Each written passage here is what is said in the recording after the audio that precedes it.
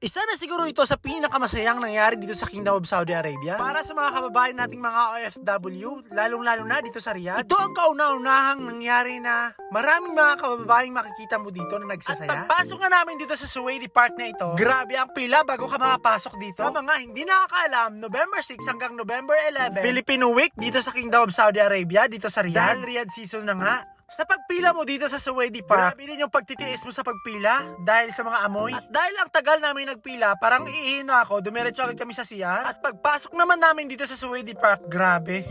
Grabe, sobrang daming tao dito. Parang akala mo mga langgam lang ano. Isa siguro ito sa kasaysayan na maraming mga kababayan nating nagtitipon-tipon na nagsasaya. Para ipakita natin sa kanila na nag-iisa tayong mga Pilipino. Kaya saludo rin talaga ako sa mga kababayan nating pumunta dito. Kahit sobrang daming tao, tiniis na lang nila para makapunta at suportahan ang community Pilipino dito sa Riyadh.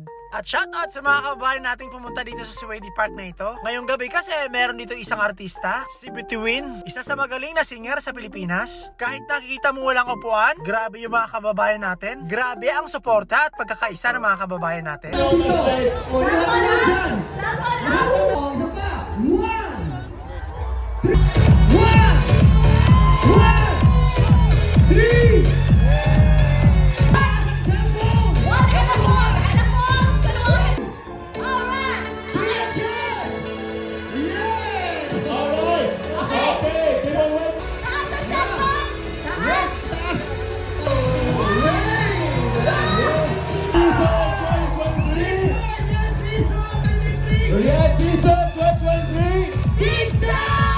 Grabe ang Riyadh Season 2023. Isa sa pinakamasayang naranasan ko dito sa Kingdom of Saudi Arabia. Ito yung kauna-unahang nakikita ko yung mga kababayan nating nagkakaisa. Sarap lang sa pakiramdam na parang akala mo sa Pilipinas.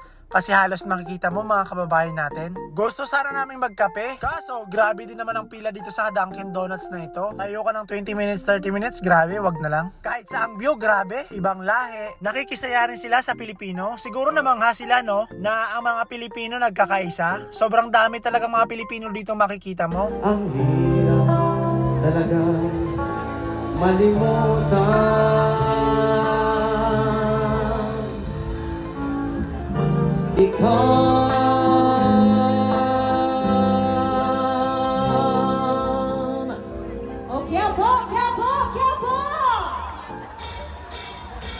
Bandera, bandera, I keep calling back to bandera, bandera.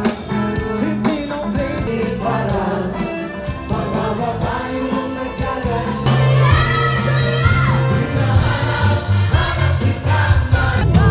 Hello po!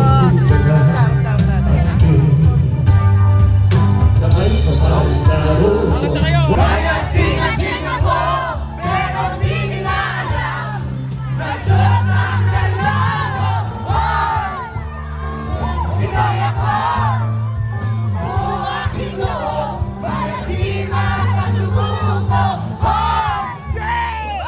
Ikaw ako, para di makasubuko.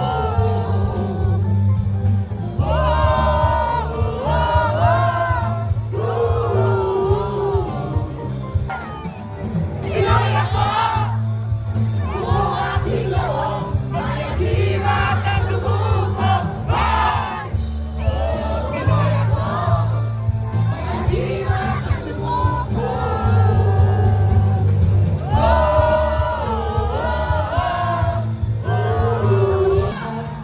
Tayo'y mayroong pagkakaiba. Bakit ginagawa? Iba-iba ipakita sa mundo kung ano ang kayang matatago. Yes, tama po. Ibang-iba talaga ang Pinoy. Kahit sa ang sulok ng mundo, ibang-iba ang Pinoy. Siguro nakikita ng ibang lahi na mamangha na lang sila na yung mga Pilipino nagkakaisa para sa selebrasyon na katulad na ito. Kung sino man nagpasimuno nito, grabe, shoutout sa'yo. At congratulations sa matagumpay na event na ito para sa mga kababayan nating mga OFW dito sa Kingdom of Saudi Arabia. Lalong-lalo na dito sa Riyadh. Shoutout sa mga kababayan nating pumunta dito sa Suwaidi Park na ito. O sana all nakakalabas, no? Want people to say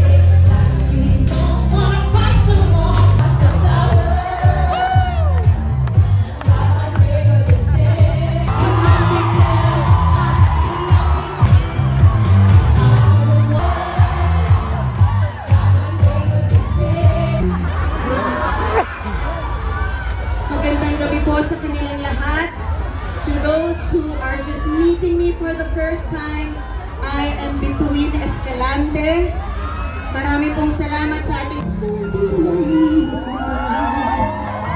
Pag-ising na piling ko'y pangarap.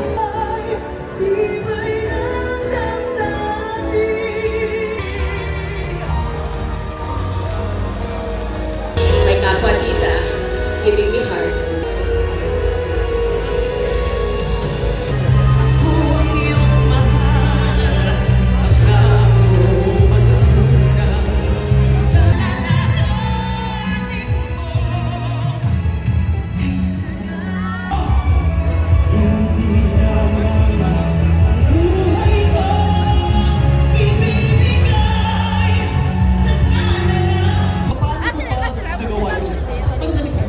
Ako na ang ninang nila. Sino yung mga fans dito?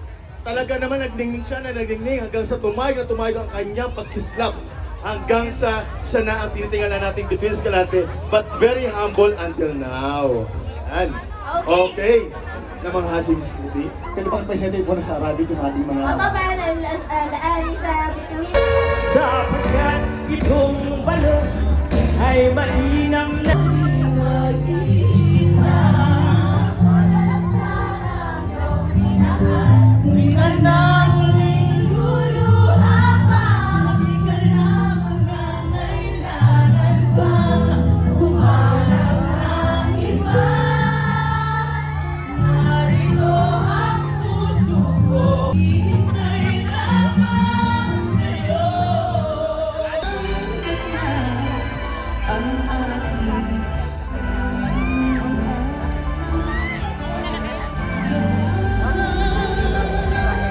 Grabe ang moment na to, parang nakakaiyak. Kita mo halos yung mga kababayan natin na sobrang saya, nagkakaisa sa ganitong event. At ayun naman kasonson, sana nag-enjoy kayo sa vlog kong ito. Maraming salamat sa inyong panonood. Ako si Jason Lasso aka Kasonson, lagi nagpapaalala sa inyong lahat. Huwag mong gawin bukas, gawin mo ngayon. Saludo po ako sa lahat ng OFW sa ang sulok ng mundo. God bless you all mga kabayan. Ingat! Bingo!